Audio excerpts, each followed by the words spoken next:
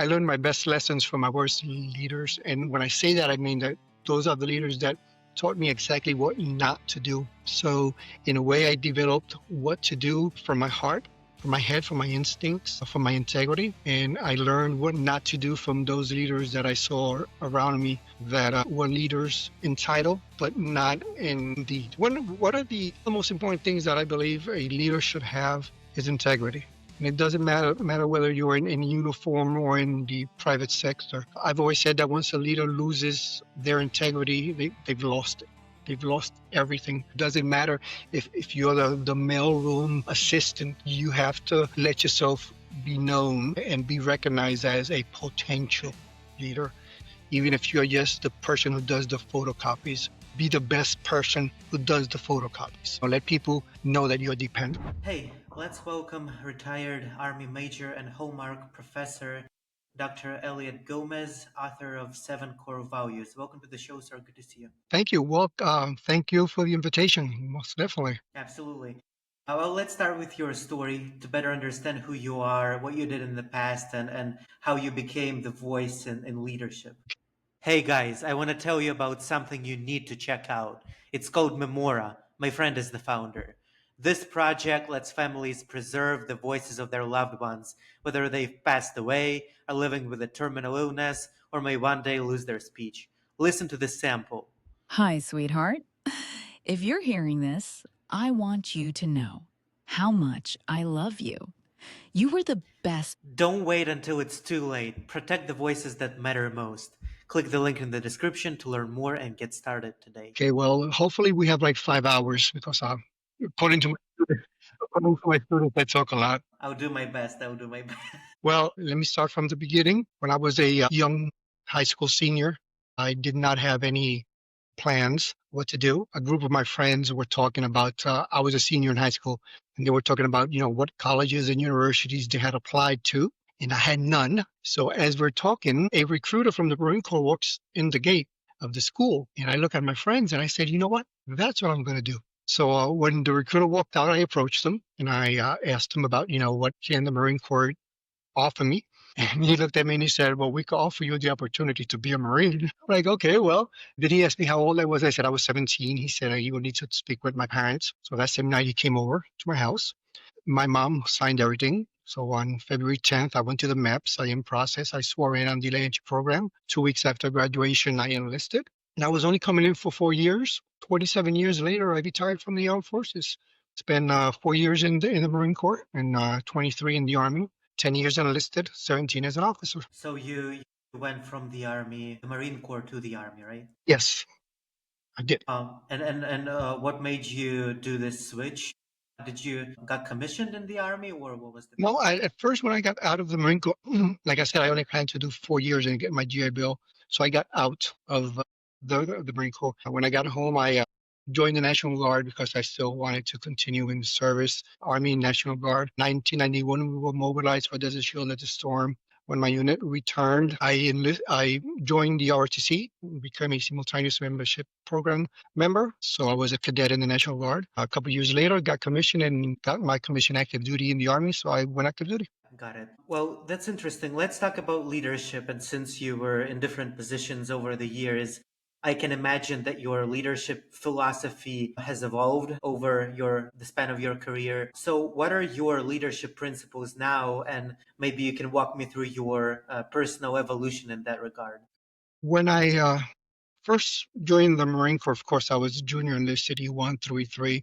So I really did not understand much about leadership. All I understood at those ranks and at that age that whatever I was told to do, I would do it. When I got out of the Marine Corps, when I joined the National Guard, when I became an NCO, a non-commissioned officer, I understood a little bit more about responsibility. And throughout the years, once I joined ROTC, you study leadership and leadership styles. So I started focusing more on the type of leader that I wanted to become.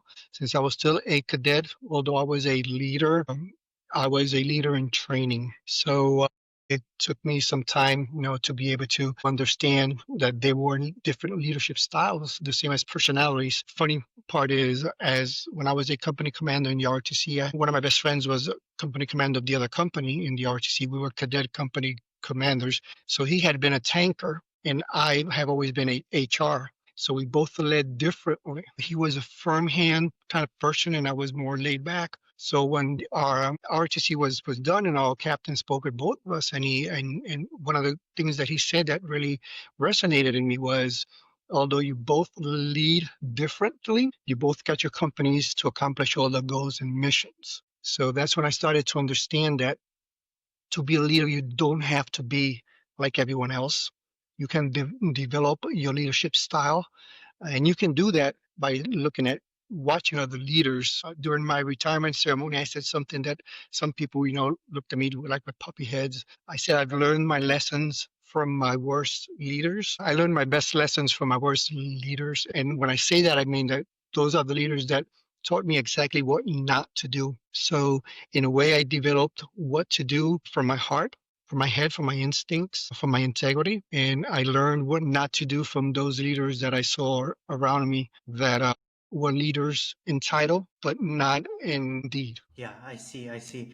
And talking about the leadership skills, how do they translate into the civilian business world? What can you take from there and apply to the civilian context, and maybe something that works only in the military? One of the most important things that I believe a leader should have is integrity.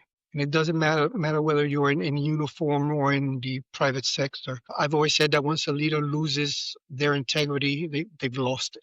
They've lost everything, because our core value is integrity. Knowing exactly what to do, when to do it, how to do it, but more importantly, how to have your folks trust that you will do it, and at the same time help them get it done. So it's important that it doesn't matter what sector you are, the military or the private sector, you have to be known for your integrity. What you say you will do, what you promise you will accomplish. So it's very important that you're dependable. Other than that, other factors, having compassion. I think one of the number one things right now for a leader is emotional intelligence, knowing how to reach people, especially now in the 21st century. There's a lot going on in society. So it's different the way I was led in 1984. My senior NCOs and senior officers who are remnants from Vietnam, to how we have to lead in the 21st century when there's all this cultural changes and social changes. So it's a matter of understanding people, listening better. Um, and let's talk a little bit about your personal journey transitioning out of the army into the civilian world. And I know that a lot of veterans are listening to this podcast. Maybe someone who just retired. I know a few folks, even a few guys and girls were on the podcast. How was your transition? How was it going? What did you learn? And maybe you have some advice for people who are going through it right now. I've always said that the first job I've ever had was as a professor, because in the armed forces I had duty positions. So it's so funny because about a month into joining Hallmark, one of the IT professors, who was a retired Air Force lieutenant colonel, he saw me walking in the hallway, and he called me and he said, "You're retired Army, right?" And I said, "Why do you say that?" He says, "Well, the way you walk, the way you talk, the way you stand." So the adjustment, the change has to be done. For example, I was a professor, of course, before becoming the lead. And when I would go to meetings, I would listen to people talk around me. But my last job in the Army was as a commander. So I had to understand, and I had to make sure that as I sat there, I sat with the mentality of a professor and not a commander. So that's one of the things that I've noticed also in students, especially the ones who were in the service for a long time. I always tell them, you have to get into the mentality that now it's not knife hand talking. Now it's good to be direct, but not forceful. When you're in the armed forces, there's something called RHIP. Rank has its privileges. So the higher the rank you obtain, you acquire, you become a little bit more, I would say, direct or forceful. So we have to understand, when we transition into the civilian, private sector, it's different. I still use sir and ma'am. I mean, I call everyone sir and ma'am, whether they're younger than me or older. And I've heard folks who are in the service saying, I'm not going to use sir anymore. I'm not going to use ma'am anymore. I'm like, well, that's a sign of respect. It's not a sign of anything else. Adjusting, being able to get into the mentality of, mission is still important, but the way you reach your goals is a little bit different. Now you're in the private sector. So now you have to, you're not out there giving orders. You're more asking for favors, asking people to please help you, please assist you, or even offering help. Do you need me to help you? Do you need me to assist you? Rather than, you have to do this, you have to do that. I'm going to do this, I'm going to do that. So it's not difficult, but it's all up to how we approach it. And you've been at Hallmark for 12 years now, right? Yes, going on 13 years. So, what was your personal journey there as a professor? Maybe you talked about some of the points, like being less maybe strict and more asking for favors, but maybe in terms of approaching and teaching, how did your style evolve and what you learned over these 13 years? One thing I've always said, and I've had this written in my books, is that leadership is my passion, teaching is my calling, and forging leaders is my commitment. So because I have all three, I have a passion, a calling, and a commitment, I have to make sure that I deliver my passion.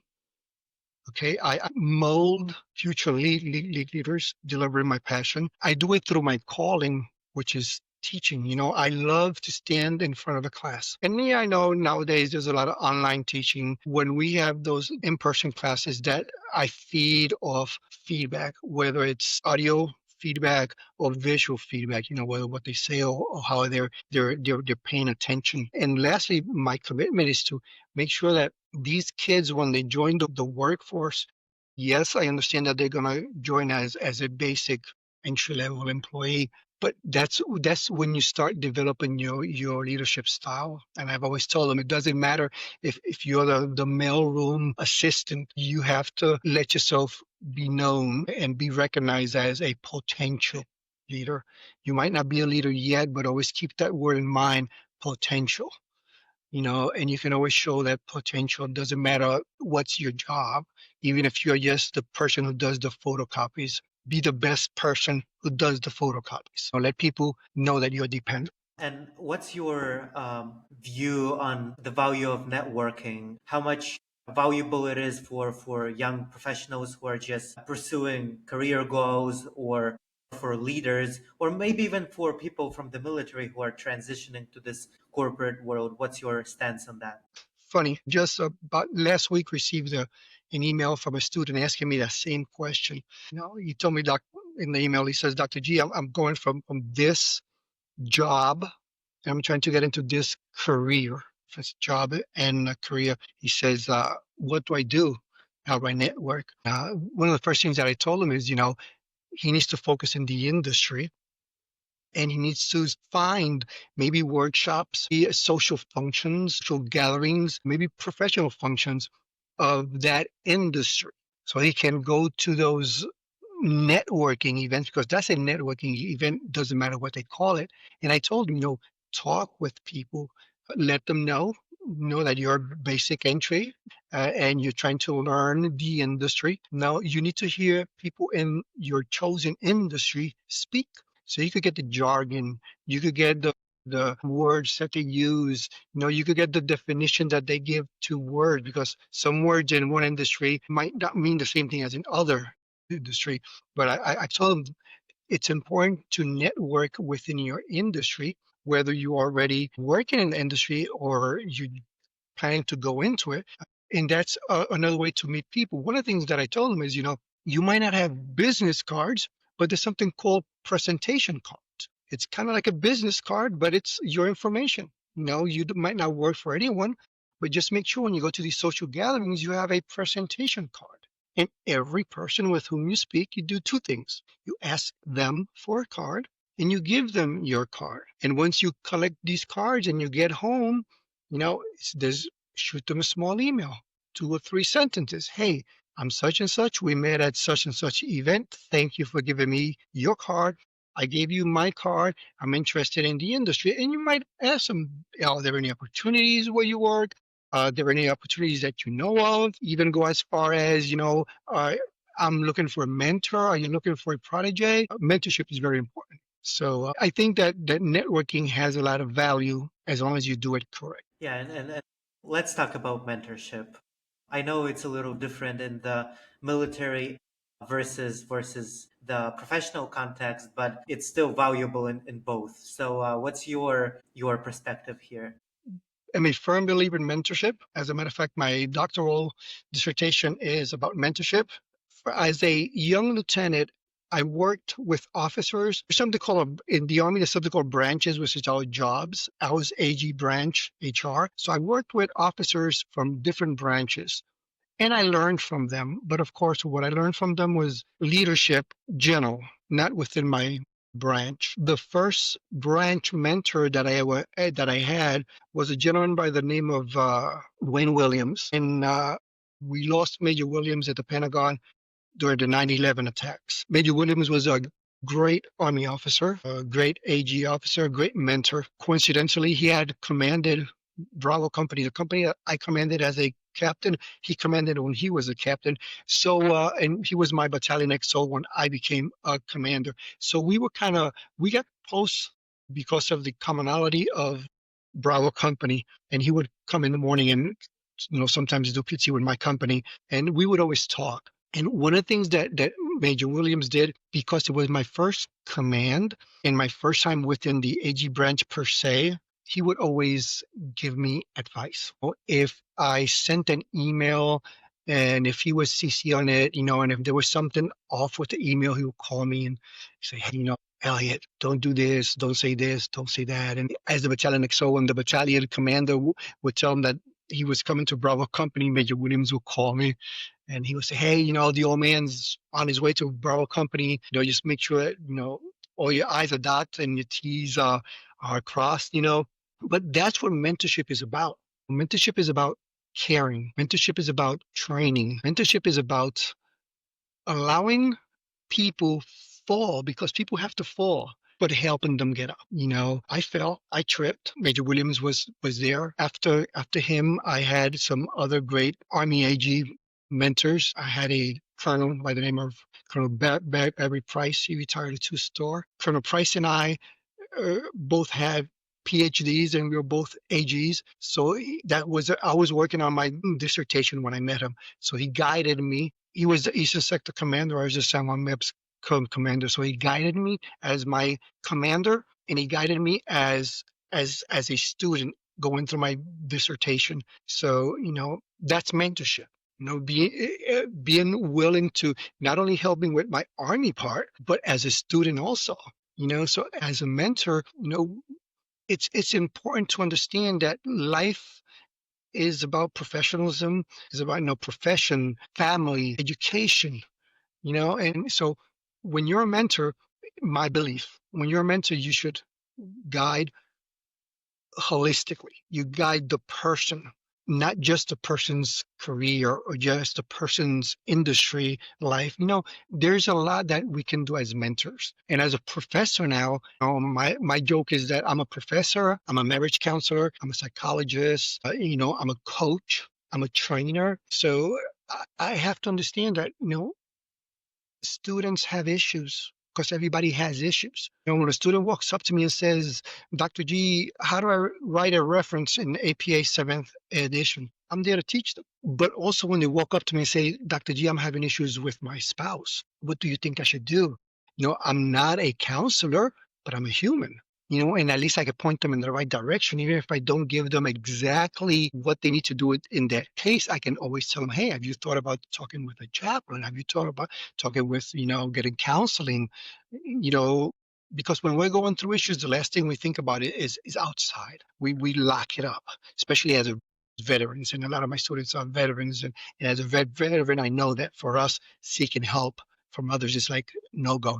We rather lock it up inside. So my veteran students especially like to come and approach me with issues. So as a mentor, yes, I teach them about leadership and I teach them about marketing and I teach them about consumer behavior, but I also have to teach them about, I also have to, help them with their careers. They ask me for a reference letter. If they have been a good student, got to keep that in mind. If they've been a good student, I don't mind giving a reference letter because I know they're a student because they want to improve. They want to improve, their their position at work. They want to improve, their income because they have a family. Being a mentor, it covers more than just, hey, you wrote this report wrong. This is how you do it.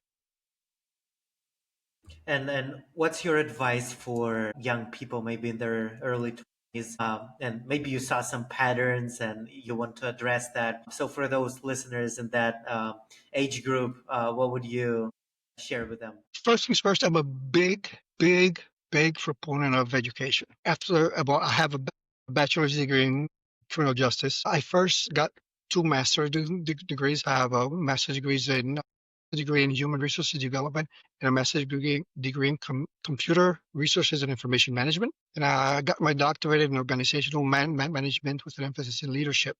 And after my master's, after my doctorate, just recently, I got two more masters. So I just finished an MBA in leadership and an MBA in marketing. I always tell young people, when I go to a restaurant and the server comes, there are two questions always out of my mouth. Are you going to school and have you served? And I speak about and encourage both, because I always get that young kid who's like, well, I'm not cut off for college. And I'm like, well, have you thought about the service?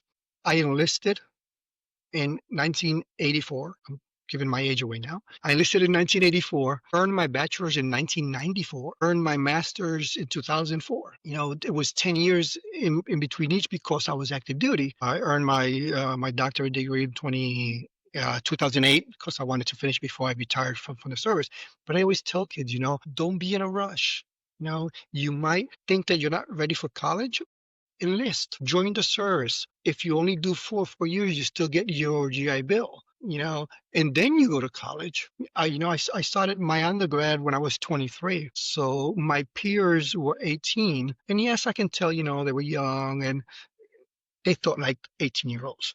I was 23, so I was a little bit more focused. I knew that I needed a degree for my commission. I was 23. I had already done 4 years in the Marine Corps before I started studying, so I knew what mission accomplishment was. I knew what setting goals was. So it's okay not to go to college at 18, and it's okay not to have a plan. I did not have a plan at 18. So you're young. What I tell kids between the ages of 18 and 22 is that you're not going to be between 18 and 22 all your life. You're going to start adulting sometime. Some it comes sooner, for others it comes later, but adulting will happen. And that's paying bills, paying rent, paying electricity, paying water. And there's nothing wrong with being a server in a restaurant at the age of 18, at whatever age. There's absolutely nothing wrong, but you need to focus in what's could come, what's to come. And as I said earlier, the big word, potential. Do you see yourself with the potential to do more? And if you do, pursue it. Pursue it. It's okay to pursue it at 18. It's okay to pursue it at 23, like I did. I had a student once, many years ago. He was a retired Catholic priest, and he wanted to get a degree. The gentleman was 73, I believe, or 72. Age is not a limit, but you have to understand that if you start getting a degree at 73, there's not a lot of years that you can spend in a new career versus getting it at 18, 19, 20, 21. So, education is important. experience is important. The later in life you get you get education, when you submit a resume and you go to an interview, they're going to look at the experience part. If you don't have the experience in that industry, sometimes that may hinder the process. So starting as early as possible is important, but starting is more important. Perfect. Well, that should do it for the podcast. Thank you, sir, for joining and for sharing all of the stories. Great episode, great insights, and great advice. I appreciate that. Thank you very much. Before we leave, is it okay for me to present my 3 books? Please do. Okay, this is my first book. Okay, and it's You Are What You Say, Not How You Say It. And the main reason why I wrote this book, I don't know if you've noticed, but if you hit or anyone noticed, but now I will say it, I'm a stutterer. So it's becoming a leader, functioning as a leader with a speech impediment. So this is a business communication book, and I've heard it's outstanding. Of course, I wrote it, so I'm going to say it's superb. This is my second book. It's called Elevate Your Leadership Skills. And in it, I go through 10 tenets that I have lived as a leader to progress and develop my skills. Very important for somebody who is starting in leadership, but it's an awesome read for anybody who is in leadership at any stage. And my last book is 7 Core Values to Become an Impactful Leader. I just published it last Saturday. And these are the 7 core values that I maintain as a leader. I've always said that it's very important for a leader to have what I call an MVP. It's a mission, vision, and purpose. It's important for people to write their own MVP. And part of their MVP is their core values, what they hold. And here is where I explain where I hold my 7 core values. And I don't know when my 4th book is coming out, but I do want to say truthfully, from the bottom of my heart, thank you. This has been great. Thank you for connecting with me. Thank you for giving me the opportunity to share a little bit about myself. And I will tell you right now that I enjoyed it so much that if you ever need me to be on again, you can count on me. Absolutely. Well, and also for the listeners, the links to the books, if there is a digital version, we'll figure it out. I'll put them into the description for the video so you can follow that link and find them. And other than that, thank you again for joining. Great episode. Thank you very much. Have a good evening, Danny. Have a good evening, everyone out there.